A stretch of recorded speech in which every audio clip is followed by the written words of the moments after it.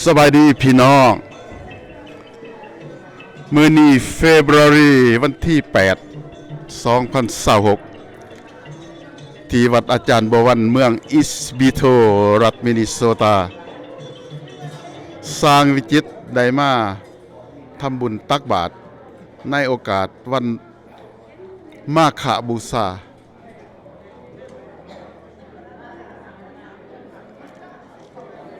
ขณะนี้ออกต้นญาติโยมก็กำลังพากันเข้ามาเป็นระยะพี่น้องแต่ว่าพิธีทางศาสนายังบ่ทันได้เปิดเถื่อเพิ่นอาจจะเริ่มในระหว่าง 10:30 นาที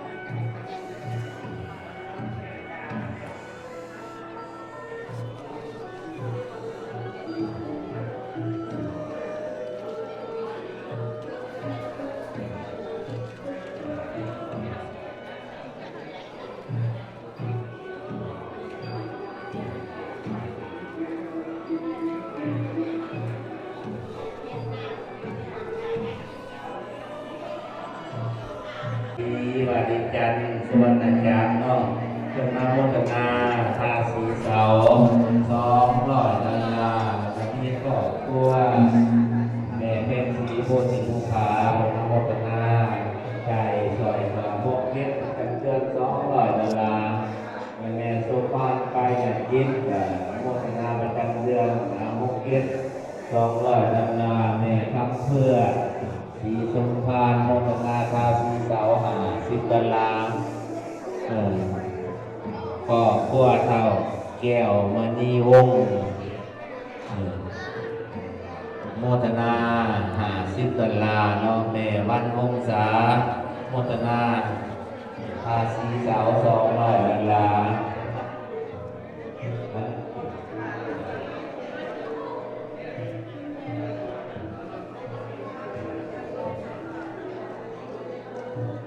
พ่อทั่วพอเดินเนาะเป็นโมทนา100 ดอลลาร์พ่อทั่วสุขคิดทีละวันโมทนา100 ดอลลาร์พ่อทั่วภูผาสวรรค์โมทนา30 ดอลลาร์แล้วก็มีก็ทั่วนางซีและข้าวเต็มก็ได้มีออกต้นญาติโยมเฮาน้อแม่ป่าเฮาแม่ตัวเฮาเพิ่นก็ได้มาขายเป็นอัวมี2ชนิดประเภทเพชรและก็ประเภทบ่เพชรพี่น้องมีข้าวต้มแล้วก็มีข้าวโคบเพิ่นมาขายมีขนมอันนี้สิเป็นศีลสวรรค์อันนี้ข้าวโคบเนาะนี่เนาะ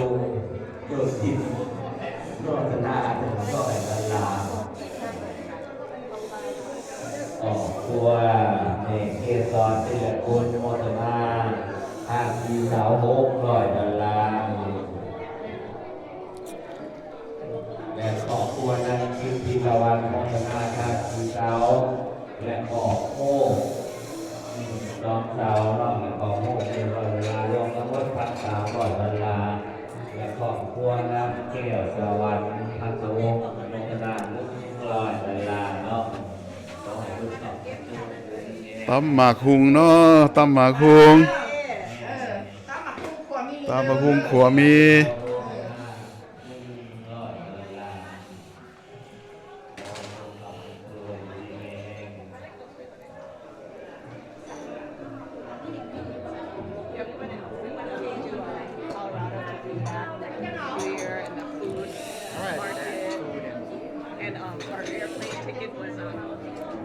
ส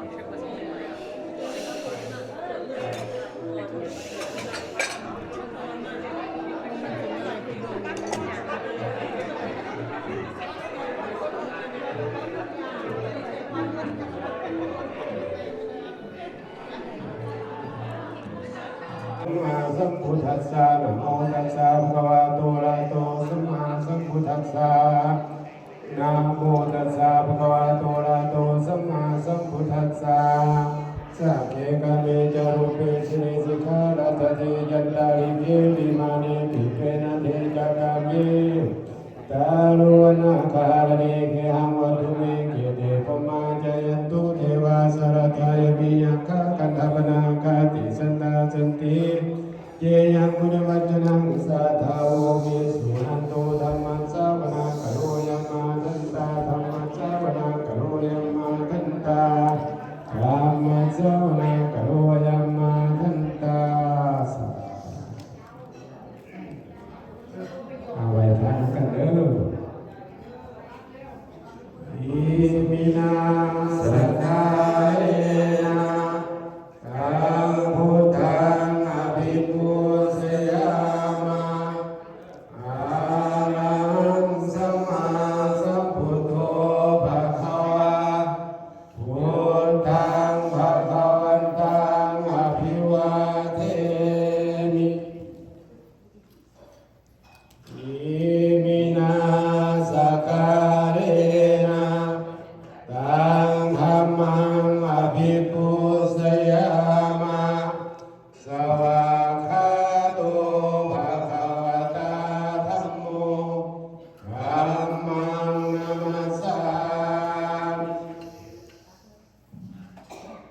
อิมินาสการเรนะตังสังฆังอภิปุธัมมังสรณังคัจฉามิสังฆังสรณังคัจฉามิ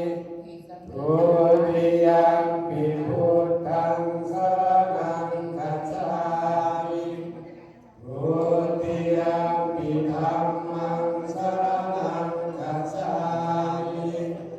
ทุติยัมปิสังฆังสรณังคัจฉามิตติยัมปิพุทธังสรณังคัจฉามิตติยัมปิธัมมังสร นะโมตัสสะภะคะวะโตอะระหะโตสัมมาสัมพุทธัสสะ นะโมตัสสะภะคะวะโตอะระหะโตสัมมาสัมพุทธัสสะนะ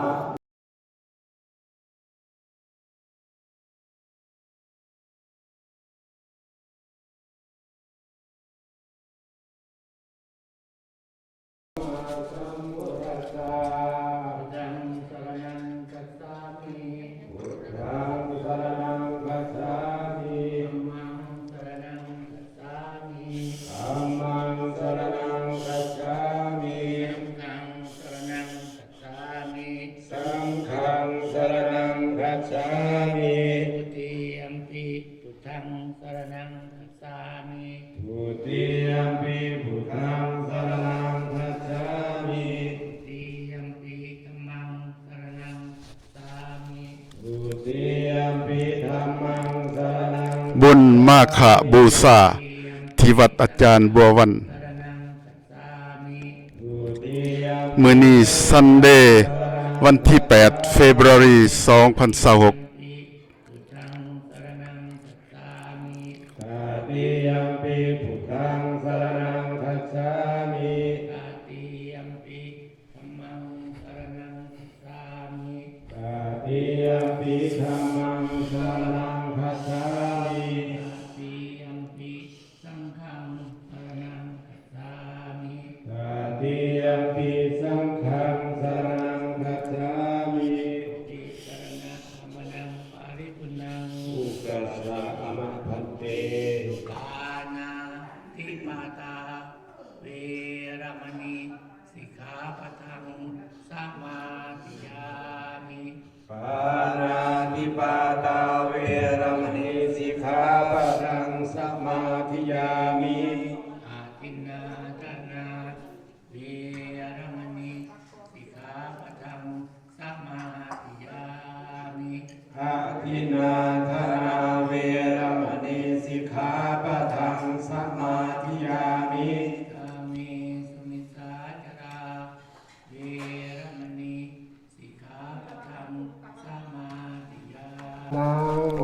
ญาทานัง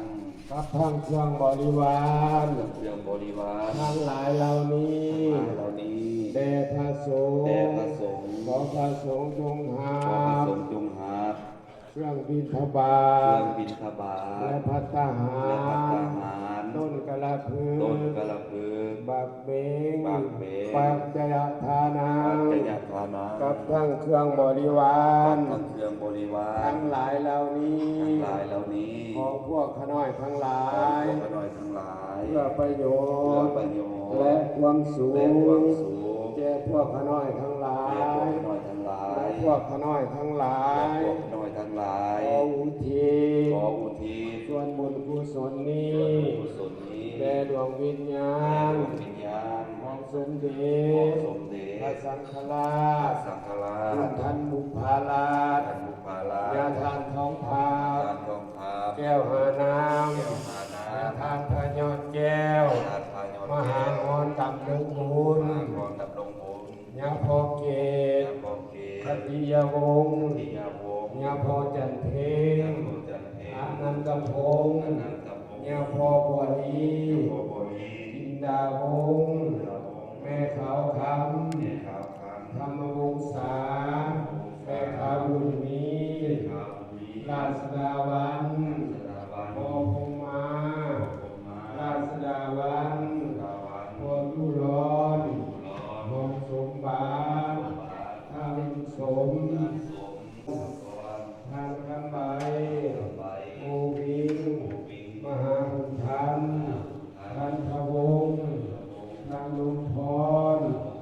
ดาวเมืองน้องวาไสยวงศ์ผู้ที่ได้ล่วงลับไปแล้วนั้น ที่ได้ลงรับมาแล้ว ขอจงมาหักเอาส่วนบุญส่วนกุศล ส่วนกุศล นำกล่าวส่วนนางตน สัมมาสัมพุทโธเมสัจจานาสัมปันโนสุขโตโลกามิโตปานโนตันโนปุเรสาตัมมัสสะระเดสันเทวมโนสานัมโพโตภะคะวะเตสวะกะโตภะคะวะตาธัมโมสันเตติโกอาการิโกเอหิปัสสิโกโภปนาหิโกจัตตังเวทิตาโพเกโยเยเตสุปฏิปันโนภะคะวะโตสาวกสังโฆโอสุปฏิปันโนภะโตสาวกสังโฆญาณปฏิปันโนภะคะวะโตสาวกสังโฆสาธิจิปฏิปันโนภะคะวะโตสาวกสังโฆญาติตังยัตตาเนสานุกามิอันตาปุริสา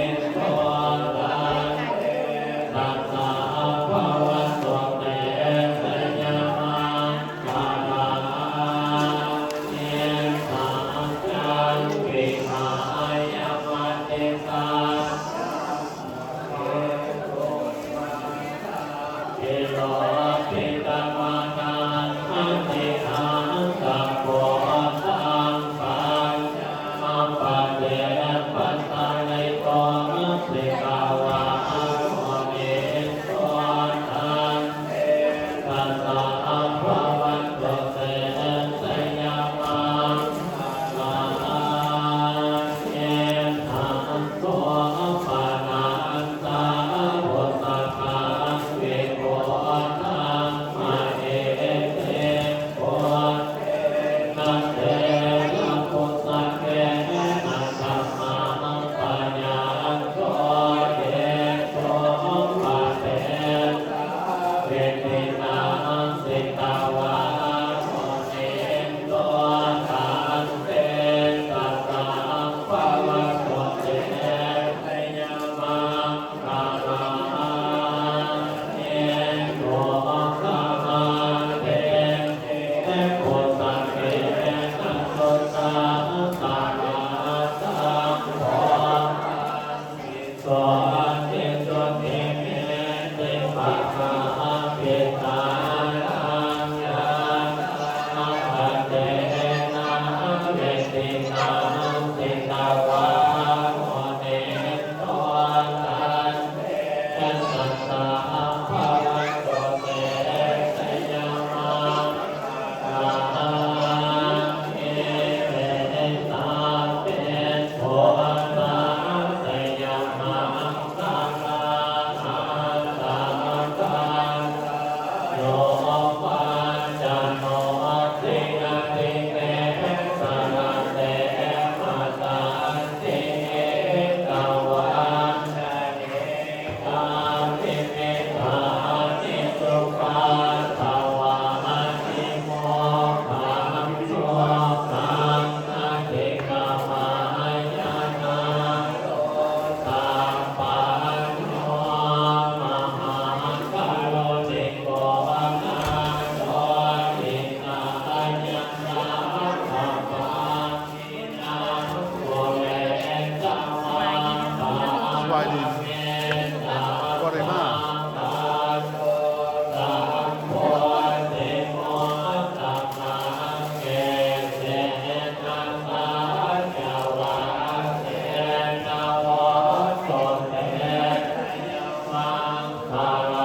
เดี๋ยวครับทำการแล้วเก็บอย่างนี้นะเอาสาธุสาธุสาธุอายุวโนสุขังภะลังร่ำรวยอยู่ดีมีแรงหายพยาธิโรคาปลอดภัยสิ่งสบายทุกอย่าง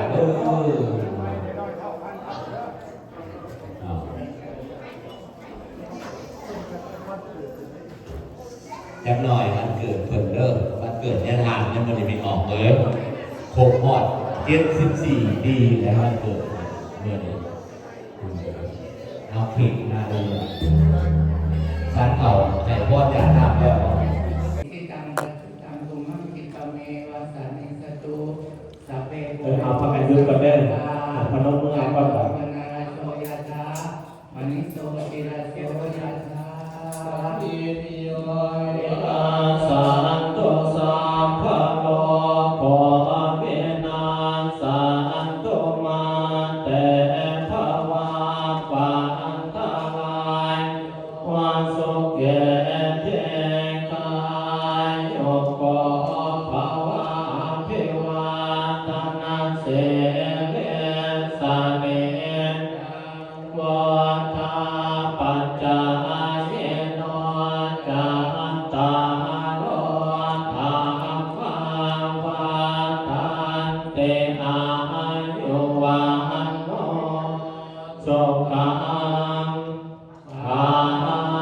งอาญาณเดกะเกโสปะเตเตตาเตกาลตังเอตาญัสสัตตานาโสอุปกัมปะเตโสยะเตตัมโมจายัง เสโตเปตานาโกสัจจกัตตาภุลลาปัญจภิกขุนามานุปาตินันตุเมปุญญังปัสสุตังปะกันเทสัพเพสัตตาเวลาวัตโตสัพเพสัตตาปัญญาปัสสาวัตโตสัพเพสัตตามิกาวัตโตสัพเพสัตตาสุเกนังปาริหาลันโตสุเกสุเก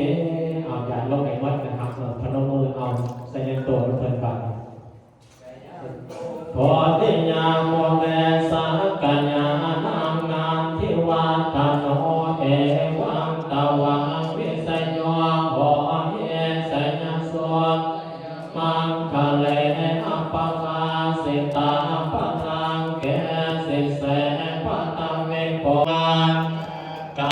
มังปะทาคินังปะทาคินังมโนกามังปะเนติเตทาคินังปะทาคินังนิกาตวานังรักขันตันเตปันทาคิเน เสสัมมังคลังยาจามาตุติยมปิเสสัมมังคลังยาจามาตติยมปิเสสัมมังคลังยาจา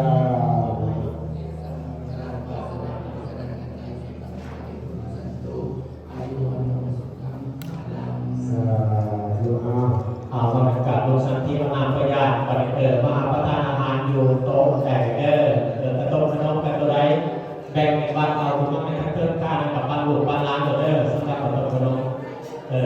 นี่ก็แบ่งในผู้บาส่วนหนึ่งหลังจากรับจากนั้นทำกันใหญ่กระโดดขอบคุณจากน้องผู้ใดอยากใส่กับผู้กันแบ่งเอานี่ก็แบ่งในผู้บาแบ่งกระตายก็ได้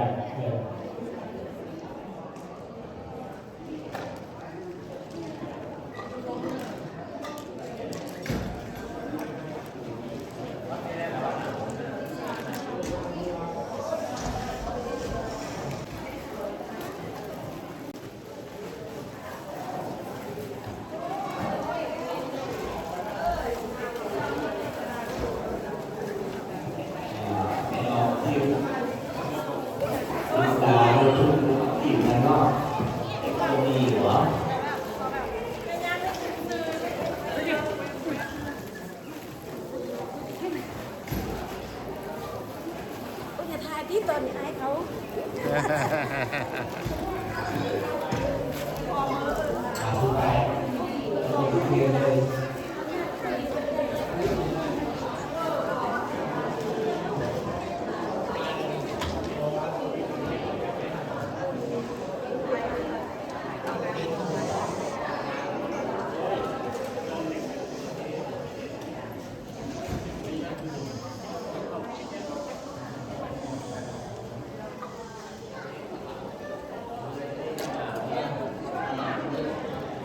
มื้อนี้วันอาทิตย์วันที่ 8 เฟบรุรี 2026พิธีตักบาตรในวันบุญมาฆบูชาที่วัดอาจารย์บัววันเมืองอีสบิโตรัฐมินนิโซตาถ้าพี่น้อง FC เฮาอาทิตย์หน้าถ้ามีเวลาจะมีพิธีทำบุญตักบาตรวันมาฆบูชาที่วัดอาจารย์ทรงเมืองฟาร์มิงตันรัฐมินนิโซตาพี่น้องอย่าลืมเด้อพี่น้องเด้อถ้าพอได้มีเวลาไปทำบุญตักบาตรที่วัดอาจารย์ทรงในวันที่15 เฟบรุรีเป็นวันอาทิตย์ 2026และก็คาดว่าเฟบรุรีวันที่22จะมีการตักบาตรอยู่ที่วัดฟอเรสเลกในวันบุญมาฆบูชา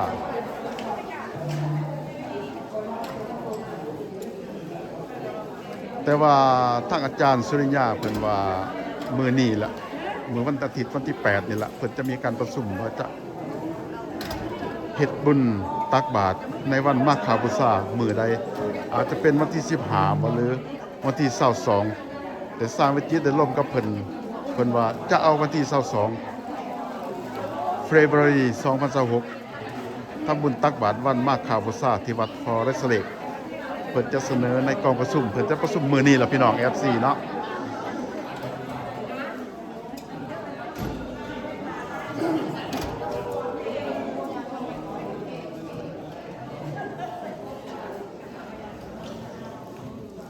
มื้อนี้อยู่ทางนอกเนี่ยอากาศหนาวประมาณ24ดีกรีฟาเรนไฮต์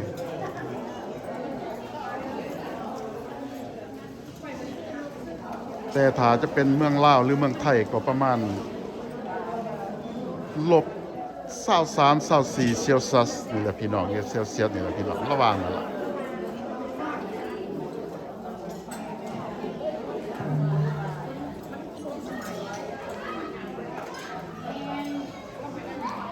ขอให้พี่น้องทุกๆคนจงโชคดี